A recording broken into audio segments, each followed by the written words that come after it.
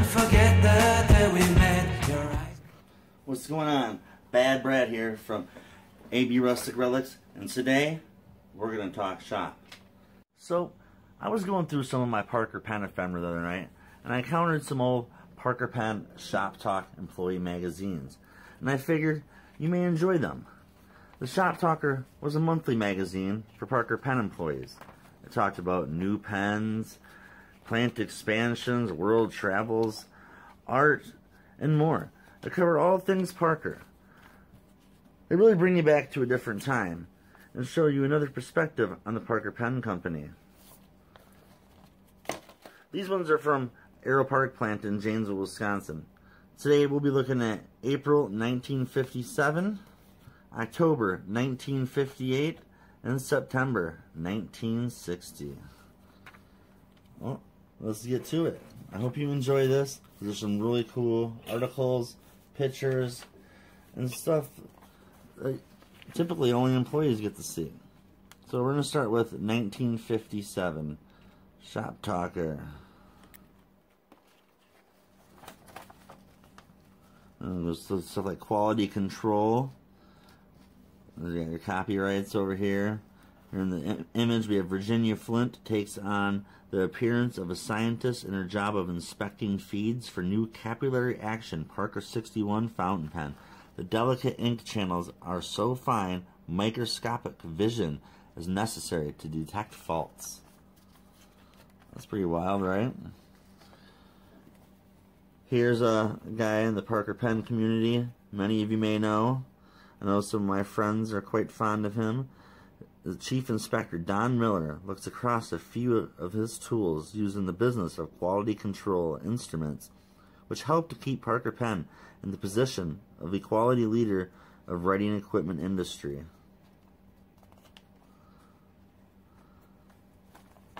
Then we have an article here about the Flying Five. And the Flying Five consisted of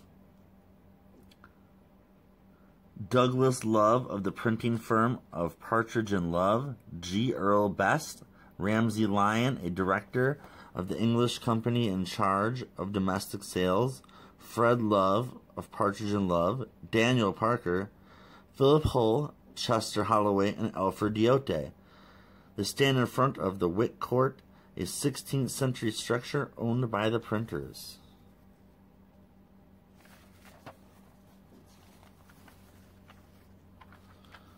Here goes Parker's Back in Television. Fills itself cleanly and writes smoothly. High in the sky, says pretty Carol Matthews. I know I'm going to be popping on YouTube and looking around online to see if I can find these movies and watch these scenes myself because it looks rather interesting. There's some safety tips to Parker Pen employees. A lot of the old Parker catalogs and Penline, Aero Times and stuff, they would talk about safety and different tips for employees to make sure they're getting to work and safely. Here is more than 800 Parker Pen employees rolled up their sleeves recently for the first of their shots of Salk polio vaccine to be administered on the job. The program was made possible through the cooperation of the local county medical agencies. And I know that's sad. This is the one issue has a ripped back page, but my other ones are pretty crisp. On to October 1958. This is my favorite cover of the three. It shows a side view of Aero Park on Highway 51, Janesville, Wisconsin. And for those of you who don't know me, Janesville is my hometown, and I'm always on the hunt for Parker Pen stuff. In September 1953, Aero Park opened its doors officially, and there began a period which, in retrospect, it termed the 5 forward years. In this space of time, research and product development made tremendous strides. Management aligned itself to better serve the international structure of the corporation, and the people at Parker proposed through understanding and cooperation. The 5 forward years are reviewed in the following pages of this anniversary issue of the Shoptalker. There they are. There is everyone lined up outside a Parker Pen. They have a big display set up for everyone to see. In this issue, it talks a lot about a lot of cool stuff. This one's product planning pays off. And it shows in the first example. In 1953, Parker's research department occupied a small two-story building adjacent to the company's general office.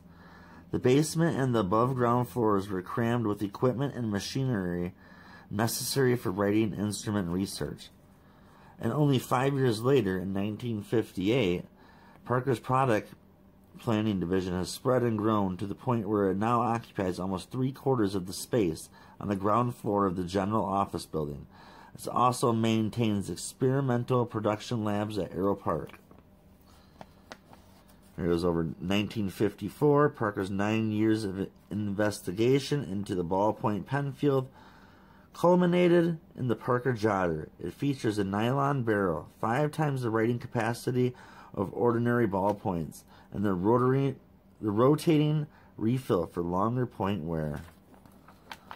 Talks about oversized displays here. How they did their first commercial for the Parker 61. And Dave Garroway told audiences of millions that the Parker 61 wrote upside down. The T-ball shows how it's porous. They even blew smoke through a modeled C-ball to prove it was porous. It says, experts handle Parker's corporate world problems. Interesting read. I read that just a little bit ago.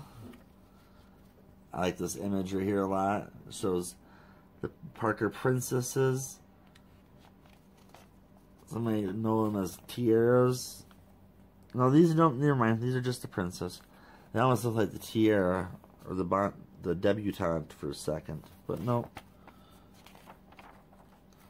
The best 5. Talk about the Parker Minim.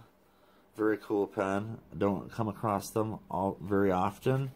I have had a few, and I do have a few in my collection. And this shows the second floor of Aero Park, 1953 to 1958. The introduction of the Parker ballpoint pen caused some changes. I say that's a pretty big, significant change. Then on the back, this is really cool here.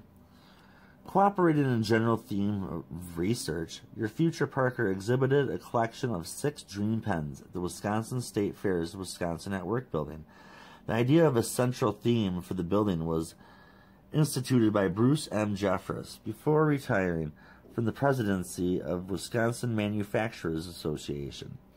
4 of the 6 pens are shown here, top to bottom, are the Colormatic, which at a press of a button changes colors. The Robot Draft, a mechanized and automatic pen for making all manner of geometric forms. The Solaris, powered by light to burn an impression on paper. And the Nitrograph, which absorbs nitrogen and chemically combines it to make a fluid ink. The designs are the work of Walter Beeger of Parker's design section. Among the thousands to visit Parker's exhibit was Joanne Stetka, Miss Wisconsin Industry. Not too bad looking, pretty lady. Alright, and then last, and let me know which one, actually I just gotta know, which one of these pens do you wish they would have put into production? I'm saying the Solaris. It's pretty wicked. And last, September 1960. Executive leadership changes hands. At May's end, Kenneth Parker announced his retirement as chairman of the Parker Pen Company after 40 years of active creativity in the writing instrument business. Soon thereafter, the helm was turned over to a generation of new young business professionals. As Bruce M. Jeffress was evaluated to the position of chairman, Daniel Parker was elected as the 4th president in the 73rd year history of the company. George Parker, also a third-generation member of the founder family, succeeded Daniel Parker as executive vice president. The trio of new leaders are shown above. Shortly after board of directors approved their appointments, they are from left: George Parker, Daniel Parker, and Bruce M. Jeffress.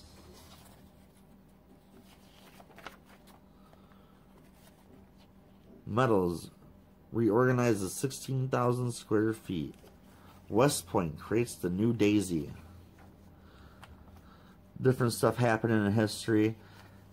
A visit with the Bennetts of Sao Paulo. And for those of you that don't know, Parker did a lot of business in Brazil and Argentina. They did a lot of pens down there. They would do test runs before they hit the other markets.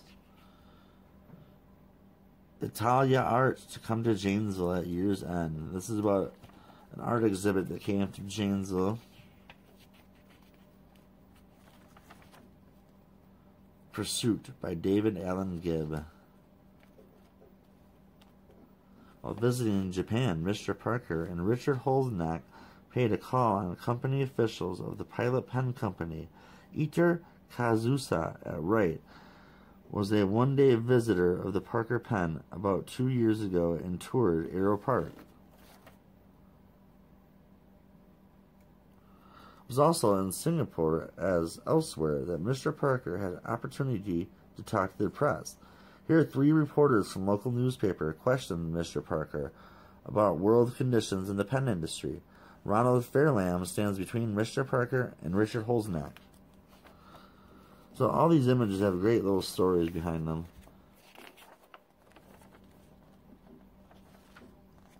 And the last cover, back cover, it shows a room at top. During the annual vacation closing, Aero Park received a scrubbing and cleaning. In the process, the entire smokestack behind the service building was washed and mortar joints refilled. Shoptalker enlisted the aid of a helicopter from Midwest Helicopter Service to obtain this picture of the perilous work at the top. Can't just send up a drone like you do now, right? And there we have it. 3 issues of the Shoptalker from Parker Pen.